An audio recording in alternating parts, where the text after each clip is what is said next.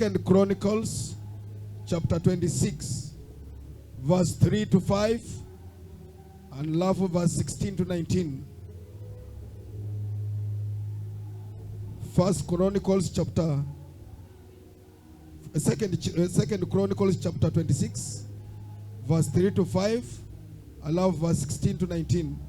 Na inasema Uzia alikuwa na umri wa miaka 16 alipoanza kutawala. Akatawala huko Yerusalemu miaka 52, na jina la mamaye aliitwa Yekolia wa Yerusalemu. Akafanya yaliyoadili machoni pa Bwana, sawasawa na yote aliyoyafanya Amazia baba yake. Akajitia nia amtafute Mungu katika siku za Zakaria, aliyekuwa na ufahamu katika maono ya Mungu. Na muda alipomtafuta Bwana, Mungu alimfanikisha. Mstari wa 16. Lakini alipokuwa na nguvu, moyo wake ulitukuka, hata akafanya maovu, akamuasi Bwana Mungu wake, kwani aliingia hekaluni mwa Bwana ili afukize uvumba juu ya madhabahu ya kufukizia. Azaria kuhani akaingia nyuma yake, na pamoja naye makuhani 80 wa Bwana mashujaa. Wakamzuia Uzia mfalme, wakamwambia, si haki yako Uzia kumfukizia Bwana uvumba, ila ni haki ya makuhani wana wa Haruni waliofanywa wakfu ili wafukize uvumba. Toka katika patakatifu, kwa kuwa umekosa, wala haitakuwa kwa heshima yako kutoka kwa Bwana Mungu. Akagafilika, akaghadhabika Uzia, naye alikuwa na chetezo mkononi cha kufukizia uvumba. Naye hapo alipoghadhabikia makuhani, ukatokea ukoma katika paji la uso wake mbele ya makuhani nyumbani mwa Bwana, karibu na madhabahu ya kufikizia. Na sote tuseme amen. Nasungumuzia the importance of a mentor, au umuhimu wa mkufunzi. Umuhimu wa mkufunzi. Mkufunzi pia anaweza kuitwa mwalimu au mlezi. Kwa hiyo tunaweza kusema kwamba nasungumuzia umuhimu wa mlezi. Pigie Yesu makofi. Mlezi au mentor ni mtu aliye na ujuzi katika jambo fulani, ambaye anajipatia jukumu la kufundisha wengine ambao hawana ujuzi katika jambo hilo, ili wafanikiwe katika jambo hilo. Amen. Kwa kuwa ukufunzi au ulezi, mentorship kwa Kiingereza, unaweza kuwa katika nyanja za uongozi, nyanja za ndoa, inaweza kuwa katika nyanja za vita, inaweza pia kuwa katika nyanja za mambo ya kiroho. Kuna walezi wanaotulea katika utawala. Kuna walezi wanaotulea katika mambo ya ndoa. Kuna walezi wanaotulea katika mambo ya vita. Kuna walezi wanaotulea katika mambo ya kiroho. Haleluya. Watu walio na ujuzi kutuliko, watu ambao wamebobea katika nyanja zile, na wanachukua jukumu la kufundisha wengine ambao hawana ujuzi katika jambo hilo, ili wafanikiwe baadaye katika hilo jambo. Haleluya. Unapoona mtu amefanikiwa katika jambo fulani, nyuma yake ana mlezi. Amen.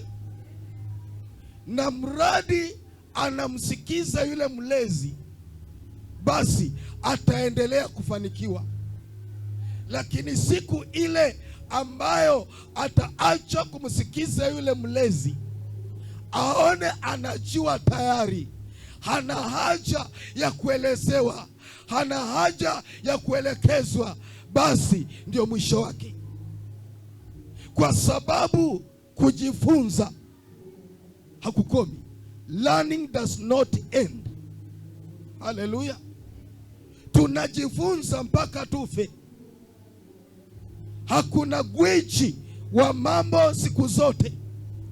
Unapoona mlezi wako, pia ana mlezi wake. Amen. Nasema huyo mlezi wako, your mentor has also a mentor. Huyo mlezi wako ana mlezi wake, na yule mlezi wake ana mlezi wake. Kwa hivyo kujifunza kuishi, na wakati ambako najiona sasa unajua kila kitu, huhitaji kuelekezwa, basi mwisho wako katika jambo hilo umefika. Amen. Uzia alikuwa mfalme au alichukua hatamu za uongozi akiwa na miaka 16. Miaka 16 ni kijana mdogo. Haleluya. Hata huyu kijana ameshinda miaka 16. Sasa wewe unaanza kutawala ukiwa na miaka 16. Halikuwa hajui chochote, hana ujuzi katika uongozi, lakini amepewa jukumu kubwa la kuongoza taifa. Kwa kuwa Mungu haiti mtu au hachagui mtu kwa sababu ana ujuzi. Mungu huchagua mtu kwa sababu ya kile uweza ambao ameweka ndani yake. Sijui kama umenipata hapo. Huchaguliwi au huitwi kwa sababu una ujuzi. Unaitwa na unachaguliwa kwa sababu kuna uweza fulani ambao Mungu ameweka ndani yako. Na kisha kuchagua, anakuweka kati ya watu walio na ujuzi, akijua kwamba watu hawa watakuelekeza katika njia ikupasayo. Na mwishowe utaanza kujifunza, utaanza kuwa na ujuzi, mradi unawasikiza wale waelekezi wako. Amen. Mtoto wa miaka 16 naweza kumuita mtoto, lakini sasa ni kijana, apewe uongozi wa taifa. Haleluya. Hao tutawaitaje? Majenzi. Ndio wamechukua hatamu za uongozi. Huyo kijana akikosa mlezi, basi taifa litatumbukia kwa shida. Inaweza kuongozwa, taifa linaweza kuongozwa kama mbuzi, kama wanyama.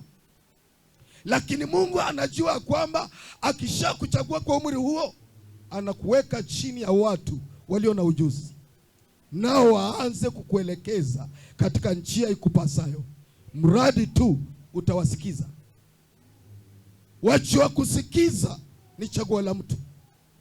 Unaweza kuamua kusikiza au kutosikiza, huo ni uchaguzi wako. Lakini mradi utasikiza, utafanikiwa.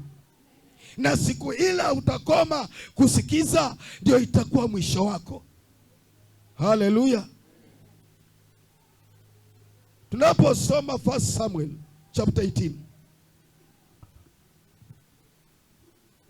Samueli wa kwanza sura ya 16 mstari ule wa 2 na wa 5 inasema, Samueli akasema, nataka 1 Samuel chapter 16 verse 1. Inasema, Bwana kamwambia Samueli, hata lini utamlilia Sauli, ikiwa mimi nimemkataa asiwamiliki Israeli? Ijaze pembe yako mafuta, uende nami nitakupeleka kwa Yese Bethlehemu, maana nimejipatia mfalme katika wanawe. Haleluya. Mungu anamwambia Samueli, Samueli, hata lini utanililia kwa ajili ya Sauli, na nimeshamkataa. Weka pembe yako mafuta na kutuma kwa Yese, kwa sababu nimechagulia mfalme huko. Mfalme mwenyewe kijana wa miaka 17. Haleluya! Kijana mdogo ambaye hajui kinachoitwa utawala, lakini hivyo hivyo amechaguliwa. Ndiposa nimesema Mungu hachagui mtu kwa sababu ana ujuzi. Anachagua mtu kwa sababu kuna kitu, kuna uweza ameweka ndani yake. Daudi hajui chochote, lakini amechaguliwa. Nimeshajichagulia. Ndugu zake wakubwa, watu walio katika jeshi, hao ndio watu ambao wangechaguliwa kwa sababu tayari wanafanya kazi ya uongozi katika jeshi. Lakini hao hawachaguliwi. Kijana mdogo miaka 17 ndiye anachaguliwa. Haleluya! Mungu huchagua mtu kwa sababu ya kile ameweka ndani yake. Haleluya! Gideoni akachaguliwa. Yuko katika pango, anapura ngano ili aifiche kutoka kwa Midiani. Malaika anamtokezea pale, anamsalimia akimwambia, wewe shujaa. Gideoni anatazama, shujaa ni nani anayeitwa? Lakini ni yeye. Anaambiwa, nenda kwa uweza ulio ndani yako, uokoe Israeli na Midiani. Kwa hivyo kuna kitu Bwana ameweka ndani ya kila mmoja wetu. Kuna jambo lilo ndani yako, huenda hulijui, lakini walezi wako wanajua. Na ukisikiza wanavyokuambia, ukisikiza maelekezo yao, wewe lazima ufaulu, kwa sababu kuna kitu tayari ni kikuzwe tu. Naona wachungaji hapa, amen.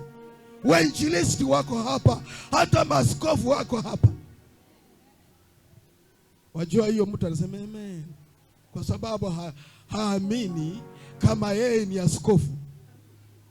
Mungu amekuona wewe ni askofu, unasema amen. Haleluya! Lakini huwezi kufikia kiwango kile mpaka ulelewe, mpaka uwe na mlezi anayekuelekeza katika njia ikupasayo. Haleluya! Tunapoangalia 1 Samuel chapter 18 verse 2 and 5, inasema Sauli akamtua siku ile, wala hakumwacha arudi tena nyumbani kwa babaye.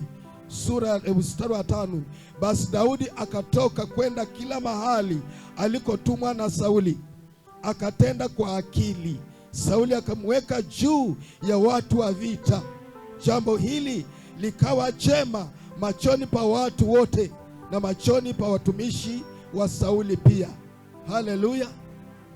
Sasa Daudi ameshawekwa kwa mlezi wake, naye mlezi wake anaitwa Sauli.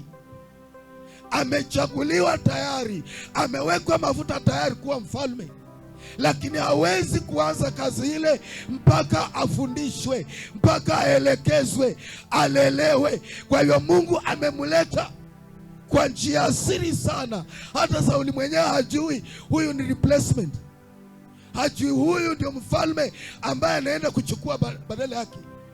Sasa Mungu anamleta, anamweka mikononi mwa Sauli. Sauli ingawa tayari amekataliwa na Mungu, lakini lazima alee mfalme. Amen. Nasema alee yule atakayechukua badala yake. Leo hii nalea wale watakaochukua badala yangu. Si kwamba nimekataliwa, nitaondoka. Siku zangu zikiisha naondoka. Kazi ya Mungu haiondoki, inaendelea. Kwa hivyo nalea wale watakaochukua badala yangu. Amen. Kwa hivyo sasa unakubali wewe ni mchungaji, tena wewe ndiye askofu mkuu. Haleluya! Bwana sifiwe sana. Kwa hivyo akaletwa mikononi mwa Sauli amfundishe utawala. utawala anaojua ni kuongoza kondoo, kuongoza mbuzi, lakini sasa ameitwa kuongoza watu, na anayejua jinsi ya kuongoza ni Sauli. Kwa hivyo analetwa, anadungwa hapo kimpango. Bwana asifiwe sana. Naye Sauli anaanza kumfundisha, na kijana naye hapa yuko sharp, chochote anachofundishwa anashika. Kwa siku chache sasa ndiye anatumwa. Na anatumwa wapi? Kwenda vitani. Sio ndugu zake wakubwa ambao tayari walikuwa jeshini. Huyu mwambie mwenzako, wewe hapo ndiye anatumwa kwenda, na kila anakotumwa anafanya very good, na huku anapandishwa cheo, anasongeshwa mahali anatakana awe, ndio aingie kwa utawala vizuri. Na kila promotion anayepata, hata walio katika jeshi walioingia kumtangulia wanafurahia. Hakuna wivu wakati Bwana mwenyewe anakuinua. Wajua, wakati Bwana anakuinua, hata wachawi waliokuwa na kuroga atasema tulikuombea. Haleluya. Mtoto fulani tumekuombea, na ndio mchawi aliyekuwa na kuroga. Kwa hiyo mgoje kuambiwa na maadui zenu vile wamewaombea. Haleluya. Wakafurahia, hata wale ambao walitangulia, ambao wanastahili kuwa wakubwa wake, lakini Mungu ndiye anamuinua, anampeleka mahali. Bwana asifiwe sana. Haleluya. Kuna ujinga fulani katika watu ambao wameokoka. Wanasema mimi sisikizi mwanadamu, nasikiza Mungu peke yake, na naongozwa na Roho Mtakatifu. Haleluya. Sijipigie makofi, kwa sababu wewe ni mmoja wao ambao husikizi wanadamu, unamsikiza Mungu peke yake. Amen. Kuna mambo ambayo Mungu ameyaweka mikononi mwa wanadamu, na akiwa ameyaweka mikononi mwa wanadamu, yeye hata kuambia, anakutuma enda kwa yule akwambie. He delegates. Na mentorship au ulezi ameupatia wanadamu. Ni sawa uzae mtoto na unakataa kumlea, na unasema Mungu atamlea.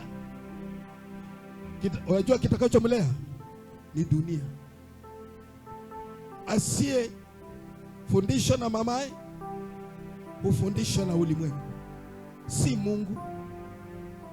Kwa hivyo ni mtoto hulelewa na wazazi, si Mungu. Ni wewe utang'oa upumbavu ndani yake, uweke kinachostahili. Lakini too much love kills. Na watoto wa siku hizi hawatamaniki, kwa sababu walipewa upendo mwingi na ukawaua. Chochote anachofanya, kile ambacho alistahili akutana na kofi, dadi usifanye, dadi mami hii ni mbaya, na nafikiria unacheza na yeye, utasikia anapiga kicheko cha nguvu, anakimbia, anajua mnacheza. Waliotulea wazazi wetu, jamani, wangekuja siku hizi wawashughulikie. Amen. Tulikula makofi, tulikula si viboko, rungu, ile walking stick ya mzee. Si mnajua ile fimbo ya kutembelea hii? Hiyo ndio inakupiga mabega, na mzee na nguvu zote pa. Na kosa gani umefanya? Alikutuma mahali ukachelewa. Hiyo ndio kosa ambalo unapigwa, ni kana kwamba umeiba ng'ombe. Amen. Na hivyo ndivyo walikuwa wananyosha watu. Lakini siku hizi nyumbani hawapigi. Unataka upatie kazi ya ulezi mwalimu, mwalimu nipigie huyu mtoto, mwalimu akupigie. Haleluya. Nimekuwa huko, mzazi akiniambia nimpigie mtoto, nimwambia piga mwenyewe, huyu ni wako. Hata serikali yenyewe haitaki upige. Amen. Na angalia wale kizazi ambacho kimelelewa bila viboko shuleni. Ndio ni wajuzi wa mtandao, watakuzika ukiwa uko hai.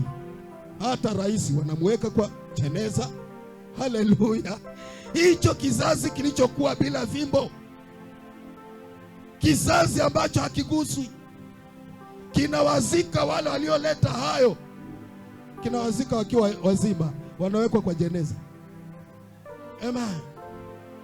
Kwa hivyo mwanadamu ndiye amepewa ulezi, si Mungu. Usipomlea atakuwa na ujinga, kwa sababu Biblia inasema ujinga ukaa katika kifua cha mtoto, na fimbo ya marekebisho. Sema fimbo. Fimbo ya nini? Ya marekebisho, si maneno. Fimbo. Haleluya! Si maombi, fimbo. Mnasikia vizuri? Nasema si maombi, fimbo. Kuna msichana alikuzwa na upendo mwingi, naye akaanza tabia mbaya kwa sababu ya ule upendo. Mtu ambaye angemheshimu kidogo ni baba, na baba alikuwa hayuko nyumbani, yuko kazini siku zote. Sasa mama huyu akizungumza anadharauliwa, mateja ndio anatembea nao na anawaleta mpaka kwa nyumba. Siku moja mama akafanya mambo, mama akamleta akamchapa kofi. Msichana akapasua vitu vyote kwa nyumba, tena vya bei mno. Haleluya! Kila kitu akachanganya, akavunja, na vitu vilivyonunuliwa kwa pesa nyingi.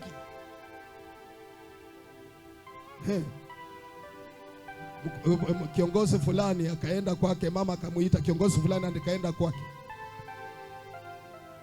akamwambia mama, hii ni police case. Lakini msichana hasikii. Sasa akamwambia msichana, mama amefanya haya, amekupiga kofi, tuende tumshtaki, twende polisi sahi tumshtaki. Kumbe ndiye anapelekwa. Haleluya! Kifika kule ndani, polisi walimshughulikia siku 3. Siku ya kwanza wakamshughulikia baada na kiburi. Baba alipokuja tena, baba ni mtu mzito, akaambia baba toka, kwa sababu baba ni mmoja wao, pia ni askari. Ambia toka hapa, tunakutengeneza mtoto. Haleluya!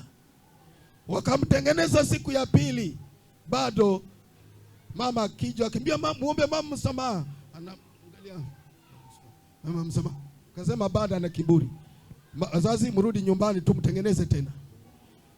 Siku ya 3 walipokuja, yani wamemtengeneza mpaka yuko sawa sawa. Alipoona mama, alikimbia kwenda kumfanya nini? Kumkumbatia, kusema mama nisamehe, mama nisamehe. Hakuambiwa omba msamaha, mwenyewe ndiye aliuomba. Na kuanzia siku hiyo ndio mtoto mzuri sana katika nyumba. Bwana asifiwe sana. Kwa hivyo kulea ni mzazi, kulea katika nyanja tofauti, hata katika mambo ya kiroho una mlezi umepewa. Haleluya! Na usipomsikiza yeye ukasema unasikiza Mungu, ndio ujinga mwingine mkubwa mno. Amen.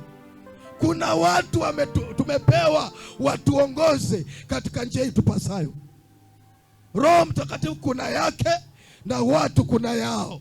Walimu, wazazi ambao tumepewa, wana jukumu lao la kutuongoza. Haleluya! Na wakati wote Uzia alimsikiza Zekaria. Nafikiria hapo umesikia mtu Zekaria. Haleluya! Tunaweza kurudia mahali pale. Mambo ya Nyakati ya Pili.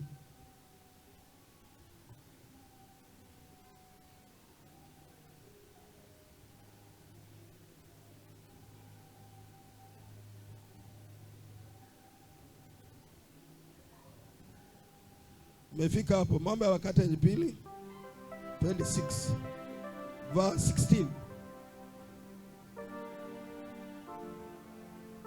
Verse 16 nasema kwamba lakini alipokuwa na nguvu.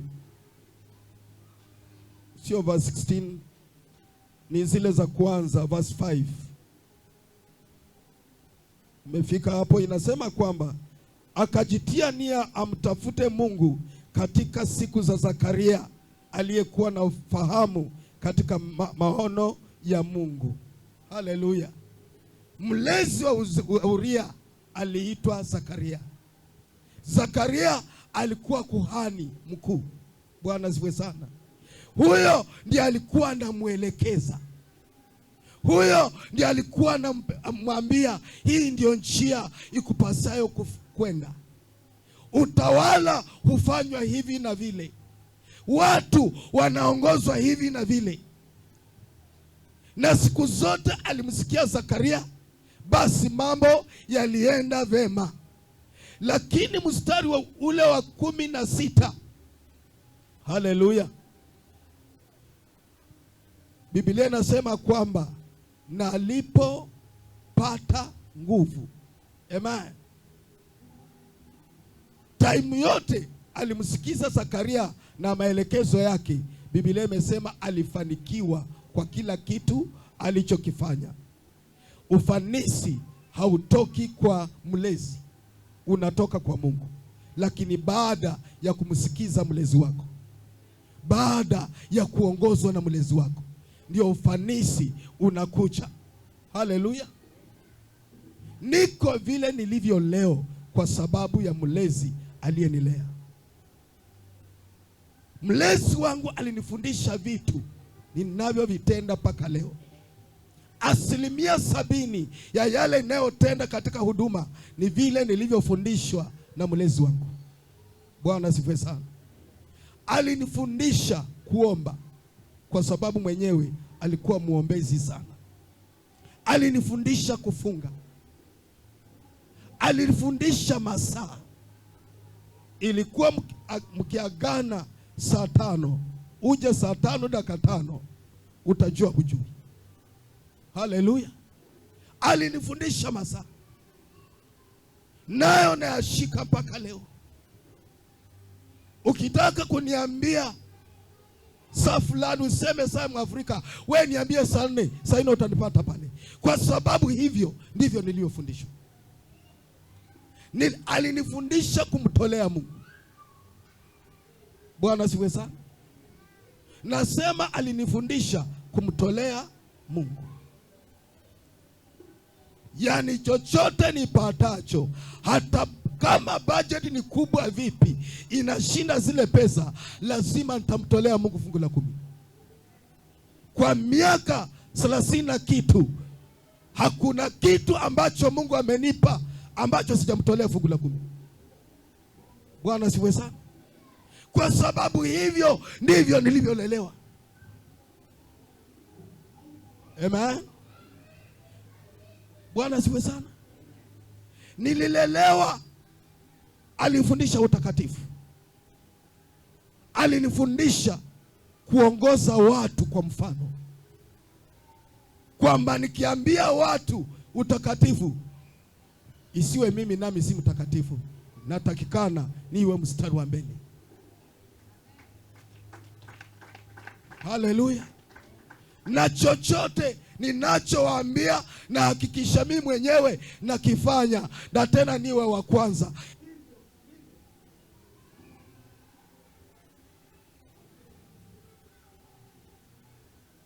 Hivyo ndivyo nilivyolelewa. Bwana asifiwe sana. Mwenyewe na kuwa mstari wa kwanza. Kwa hivyo mambo mengi ninayotenda ni vile nilivyofundishwa. Tafadhali, kama una mlezi wako, wacha kile ambacho anakuambia ukifanye. Kama kweli unamwamini, fanya basi. Haleluya. Lakini mambo iligeuka kwa Uzia alipopata nguvu. When he became powerful. Haleluya. Bwana amembariki, sasa ana nguvu, sasa ana pesa, amefanikiwa pande zote, mambo yakabadilika. Akaacha kumsikiza Zekaria, akaanza kufanya anavyotaka. Haleluya!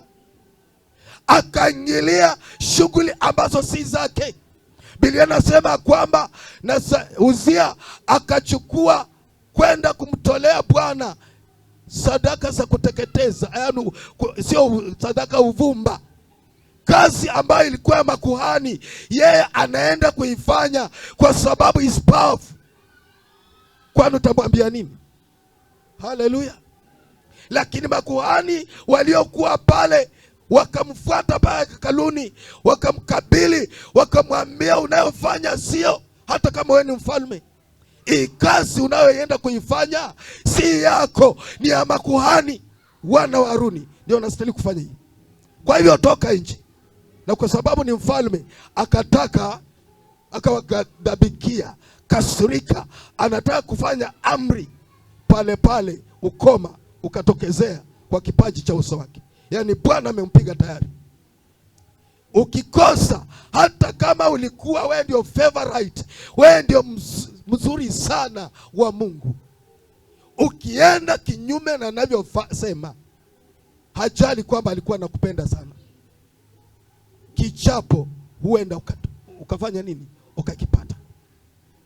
Kuna vitu viwili, haleluya, ambavyo vinawaandama watu wakiwa wameinuliwa, nayo ni nguvu, yaani power. Kwa Kiingereza ndio inatoka vizuri, power. Haleluya! Yaani mtu ana mamlaka na pesa. Hivyo vitu viwili ndio vinajua kubadilisha watu. Haleluya! Kila mtu, kila aliyeamini, akiwa chini, akiwa maskini, ni mtakatifu sana na mnyenyekevu. Haleluya! Nasema mtu yeyote aliyeokoka, akiwa yuko chini, akiwa maskini, siku zote ni mtakatifu na ni mnyenyekevu. Lakini akibarikiwa, apate mamlaka na apate pesa, ndio utajua yeye ni nani. Haleluya! Nasema apate hivi vitu viwili, ndio utajua yeye ni nani. Hivyo vitu viwili huja na kitu kinachoitwa kiburi, na kiburi kinaongoza mtu kwa kufeli au kuanguka. Amen. Mtu yote aliye chini ni mnyenyekevu, lakini akiinuliwa, apate mamlaka, shida zimeingia. Angalia wabunge wetu wanapotafuta kura, yaani ni wanyenyekevu, wanatembea na sisi tena hakuna cha bodyguard. Mtasalimiana, mpigane pamoja na mbunge mtarajiwa. Atakunyia maji kwa vikombe vichafu ambao watoto wamekunyia uji, ataambia mnimwagie tu hapa maji. Sisi ni watu wa watu. Haleluya! Atabeba watoto mtaani wachafu. Wacha mpatie kura pite. Amepata mamlaka na amepata pesa. Ulikuwa unampigia simu unampata, ukimpigia simu inachukuliwa na mtu anayeitwa nini? Personal assistant, PA. Haleluya! Na nakuuliza, unamtakia mheshimiwa nini? Tena vingine anambia wacha kumsumbua mheshimiwa. Pako na shangaa, huyu ndio mtu ambaye tulikuwa tunatembea naye mtaani. Na akija mtaani ana bodyguard, huwezi kumsalimia vile ulikuwa unamsalimia, mnasukumwa kando. Pesa na mamlaka hubadilisha watu. Hii ndio shida ambayo Uzia ilimpata alipopokea power and money. Haleluya! Je, umeshawahi kujiuliza kwa nini wakati mwingine tunaomba ubarikiwe na ubarikiwi? Haleluya. Mungu anaona kesho, kwa sababu kuna watu wakibarikiwa leo hatutawaona tena. Hata akipata tu pesa za chama peke yake, unamaliza wiki mbili huji kanisani na ni pesa za chama. Sasa upewe pesa zenyewe, yani zianze kutiririka. Haleluya. Je, tutakuona wapi? Sasa inabidi kwamba Bwana akuache vile ulivyo, angaokoe maisha yako. Uombe ukifunga, Bwana akubariki kifedha na kimapato, anakubariki tu kiroho. Mpigie Yesu makofi. Haleluya. Kiroho sasa vipawa ndio vinakuja, lakini pesa ngo. Amen. Kwa sababu hatakupoteza na hataki kukupoteza. Amen. Kuna ndugu fulani, kuna mchungaji alikuwa ananipatia ushuhuda. Kazi ikaisha, alikuwa manager. Kazi ikaisha. Sasa ikawa ni yeye na Mungu, na Mungu na yeye. Maombi, ushirika akosi, kanisani achelewi. Yani yeye na Mungu. Unaonanga mtu mwaminifu? Paka Mungu, mchungaji akasema, jamani, Mungu tenda kitu hapa. Na wakaomba miezi mingi, hakuna kitu. Paka vikaanza kumkwaza mchungaji. Mchungaji akaanza sasa kuomba peke yake na Mungu. Vipi Mungu na huyu mtumishi wako? Angalia moyo wake. Angalia moyo vile amejitoa. Sasa hapo ndio umefanya makosa. Angalia moyo. Mungu anaangalia moyo. Na alipokuwa naomba hivyo, Mungu akamwambia, huyu nikimpa kazi utampata kwa baba. Haleluya. Na wakaendelea kuomba kwa sababu ni mwaminifu. Mwisho baada ya miezi mingi, Mungu akamwambia mchungaji, nampatia kazi alafu utaona. Amen. Na kweli akapata kazi tena, manager kwa hoteli nyingine. Jumapili ya kwanza akaja, ya pili akaja, ya tatu akaja, aina akakosa. Haleluya. Ya tano akaja, ya sita akakosa, ya saba akakosa. Sasa ya nane, ambayo sasa zinaisha miezi miwili tangu apate kazi, mchungaji akawa anatembea main road ya Mtopanga. Haleluya. Kuna baa ingine pale ambako opposite njia ambayo inapanda Anwarali, kulikuwa na baa hapo, sijui kama iko. Haleluya. Alipofika pale, anatembea yeye, yuko kwa shughuli zake, yana akajisikia angalie kwa baa. Na kwa sababu baa iko next kwa barabara, unaona kila mtu ndani. Aliyemuona kwa meza hapa mlangoni, meza mlangoni, ni mshirika. Haleluya. Na chupa mbili za Tusker, moja ananyonya, ingine imengojea wakati wake. Ya pili imengojea kwanza ishe ili aingie ya pili. Mpigie Yesu makofi. Haleluya. Na alipoangalia, ni kumbe yule naye ameangalia nje, macho yake akakutana tu na yule akaangalia chini. Bwana sana. Akaangalia chini. Na yule mchungaji yeye akapita kaenda zake. Si ameona kile ambacho Mungu alimwambia? Amen. Na hiyo ndio ilikuwa mara ya mwisho kuonana. Na mchungaji akasikia baadaye, kama wiki 3 baadaye, kazi ilikuja ikaisha tena. Mungu alitaka tukumuonyesha huyu ni nani. Bwana asifiwe sana. Kwa hivyo wakati mwingine tunapoomba Bwana tubariki na hatubariki, anajua kesho. Najua kwamba huyo jamaa kama hangepokea kazi angekuwa ameokoka mpaka leo. Lakini kazi ndio ilikuwa chanzo cha kumtoa kwa Mungu. Bwana asifiwe sana. Power and money zinapoingia, kiburi kinafanya nini? Kinainuka, na kiburi huangusha mtu. Haleluya. Kiburi huangusha mtu, na watu wakubwa wameanguka leo, giants of faith, kwa sababu ya kiburi. Mtu aliye na kiburi anajua kila kitu na haambiwi kitu chochote. Utamwambia nini na anajua? Haleluya.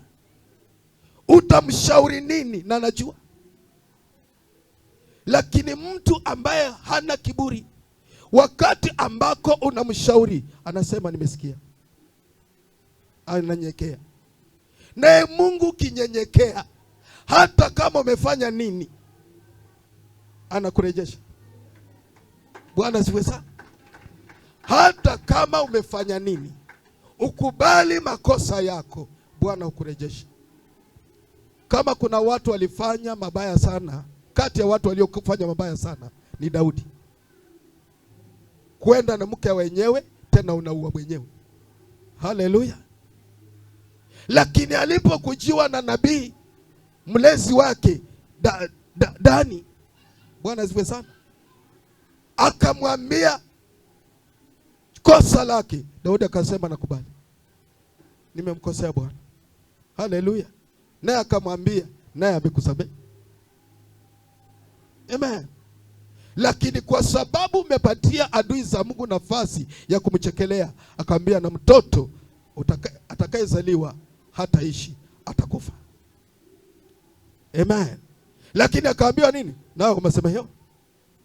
Lakini mtu aliye na kiburi hakubali makosa. Hata ukimwambia umekosa hivi, anasema sijakosa mimi. Amen. Angalia vizuri, mtu kama mimi naweza kukosa. Haleluya. Kwa hivyo kiburi kimeangusha watu wengi, na watu majeruhi wakuu wa kiburi ni watumishi wa Mungu. Simtupigie tu makofi. Wachungaji kama mimi, maaskofu, haleluya, archbishop, madokta, haleluya. Hao ndio majeruhi wakuu wa kiburi. Mchungaji kukubali makosa, wengi. Maaskofu kukubali makosa, haleluya. Yesu alikuwa anaitwa tu mwalimu na nakubali. Alikuwa anaitwa Bwana au master na nakubali. Lakini siku hizi mtu ambaye amesoma na yeye ni askofu, usipomuita askofu daktari fulani mtakosana. Muite tu mchungaji, ni askofu daktari, paka uweke title zote. Oreli, si unafukuzwa kanisani, umemvunjia heshima. Kiburi. Haleluya. Lazima muite kasisi, daktari, Barasa. Amen. Sio Pastor Barasa, unanivunjia heshima. Nimesoma Bwana, nimeenda, lazima utaje yote, hata mbingu pia ijue. Yaani kama Yesu angekuweko leo angeshangaa, na hata akiwa mbinguni anashangaa. Bwana asifiwe sana. Miujiza kitendeka kidogo, nataka muniite mighty servant of God. Na usiponiita hivyo, umenivunjia heshima. Sasa kama kuna mighty, si Yesu ndiye alikuwa mighty jamani?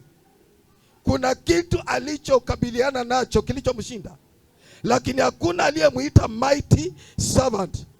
Paka vikizini unaweza kuniita mightiest servant of God, Bishop Dr. Barasa. Haleluya. Na najisikia nabarikiwa kwa ndani. Yesu natembea, nasikia kubarikiwa. Hicho ni kiburi, na hicho ndio kinaangusha watu. Amen. Wakati unainuliwa na watu, Bwana anakushusha. Wakati unajiinua, Mungu anakuzusha. Na wakati Mungu anakuinua, hakuna mwanadamu aweze kuzusha. Wacha tuwache Mungu afanye nini? Atuinue. Na kiburi huwa kinafanya kazi kwa ujanja sana. Hata unaweza kupata mtu anainuka kushuhudia, anasema jamani, nashuhudia hii kwa unyenyekevu mkubwa mno. Lakini akianza kuzungumza, unaona kiburi. Amen. Inamaanisha yani amebeba kiburi kwa unyenyekevu mkubwa. Haleluya. Hauwezi kujua kama wewe una kiburi, watu wengine ndio wanajua. Hauwezi kujua kama wewe ni mnyenyekevu. Msaidie mwenzako, mguse kwa mabega, umwambie sikiza hili. Mguse tu kwa mabega, mwambie sikiza hili. Haleluya. Huwezi kujua kwamba wewe ni mnyenyekevu, ni watu wanajua kwamba wewe ni mnyenyekevu.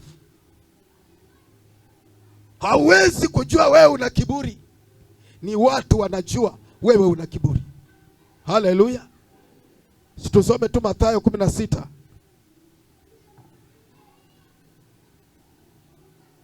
Mathayo 16 mstari ule 13 mpaka 16. Inasema basi Yesu akaenda pande za Kaisaria Filipi, akawauliza wanafunzi wake, akasema, watu hunena mwana Adamu kuwa ni nani? Wakasema, wengine hunena huyu Yohana Mbatizaji, wengine Elia, wengine Yeremia au mojawapo wa manabii. Akawaambia, ninyi mwaninena mimi kuwa ni nani? Simioni Petro akajibu akasema, wewe ndiwe Kristo, mwana wa Mungu aliye hai. Haleluya. Watu ndio wanajua wewe ni nani. Na Yesu akataka kujua watu wanasema yeye ni nani. Haleluya. So huwa mnasema I don't care what people say. Amen. You don't care what people say. From today you should start caring. Jesus cared what people say.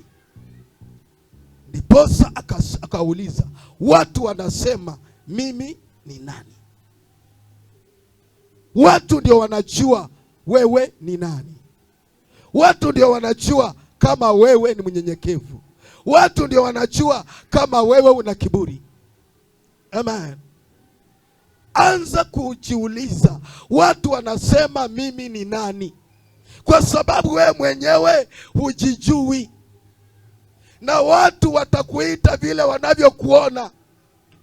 Ukiwa mchoyo watasema huyu fulani ni mchoyo. Amen. Tayari wamekuita vile ulivyo. Kama wewe unapenda watu watasema fulani ana upendo, wanazungumza vile wanavyokuona. Na kama wewe una kiburi, watu wasema fulani pale kiburi kimetulia. Na kama wewe ni mnyenyekevu, watasema kama kuna watu wanyenyekevu ni fulani. Unyenyekevu si kutembea ukiwa umegusa kifua hivi, au umechukua Biblia umeweka hapa kifuani unatembea kama umeinama hivi. Ati jamani nanyenyekea. Bwana sifiwe sana. Unaweza kuwa tu talkative kama mimi, mtu wa maneno mengi, lakini wewe ni mnyenyekevu.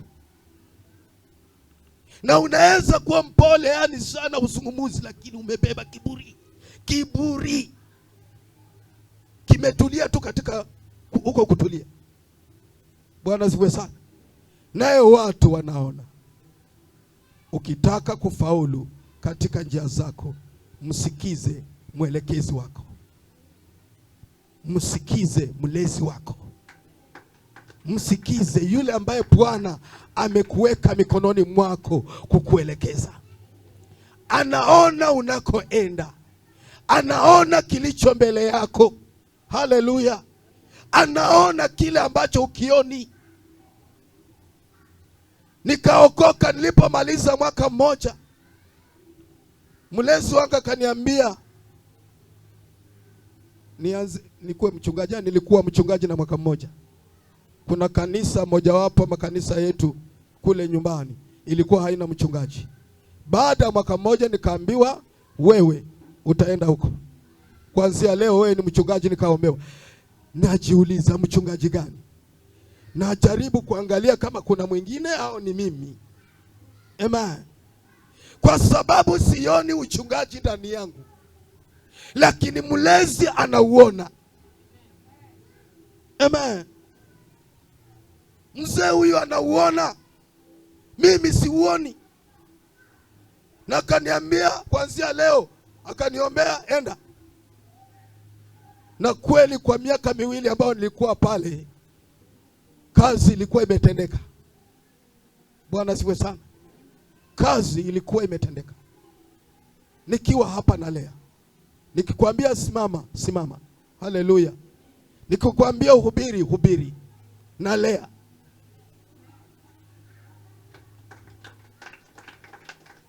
Lakini wengine wenu nyinyi wajuzi wa kukataa.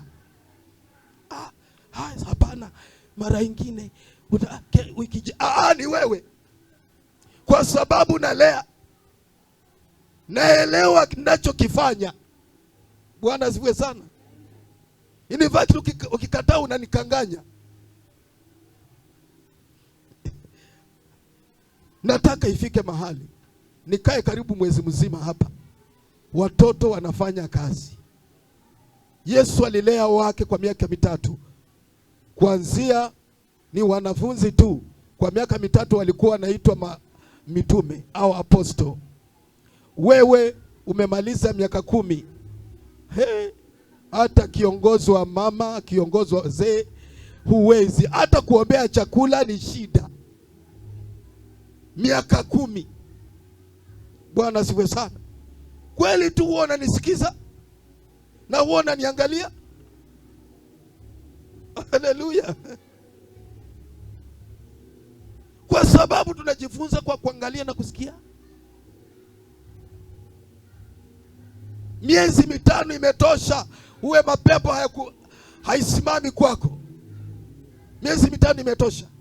Bwana siwe sana. Mwaka mmoja umetosha kuitwa mtumishi wa Mungu, kwa sababu uungu unaonekana.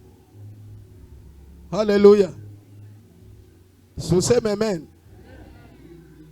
Mlezi wako ni nani? Usiseme Pastor Barasa. Bwana siwe sana. Wajua wachungaji, si wachungaji wote ni walezi. Amen. Si wachungaji wote ni walezi. Mlezi wako anaweza kuwa mtu mwingine ambaye si mchungaji, lakini bora Mungu amekuweka mikononi mwako na unaona tangu ushikane naye maisha yako yamebadilika, umeenda kiwango kingine, basi mshukuru Mungu kwa ajili yake. Amen. Bwana akubariki.